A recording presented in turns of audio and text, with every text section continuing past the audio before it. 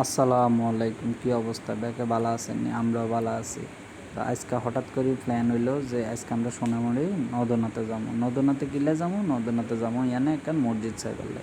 তখন আমরা চলিয়েছি, যেমন কথা তেমন কাজ চলিয়ে এবার লগে লগে মসজিদের ভিতরে ঢুকছে। ওরে বাপরে, এই মসজিদটা দেখে আমার কাছে সেই ভালো লাগছে। এই জিনিসটা কি ওরে, এই জিনিসটা পুরো চাকতির মতো না। এইটা দিয়ে পরে ভাবলাম যে সূর্যের যে আলো আছে, এই আলো সরাসরি এই মসজিদের ভিতরে ঢুকতেছে। এটার লাগে তো মসজিদে এত আলো।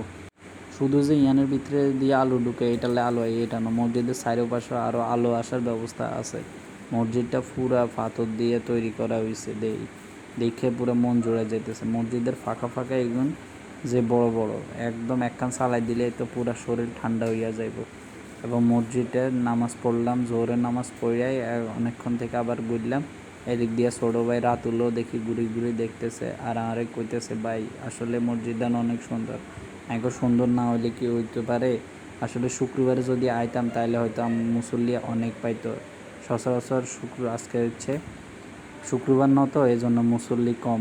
তবুও আমরা আশা করি সবাই আইবেন, নামাজ কালাম পড়বেন। মসজিদ হলো শান্তির জায়গা, আল্লাহর ঘর। এখানে আসলে মনটা পুরা শান্তি হয়ে যায়। জোহরের নামাজ শেষ করে এখন চলে যাবো বাসায়। তো এটাই আমগরেও দেখাইছি, আমরাও দেখছি।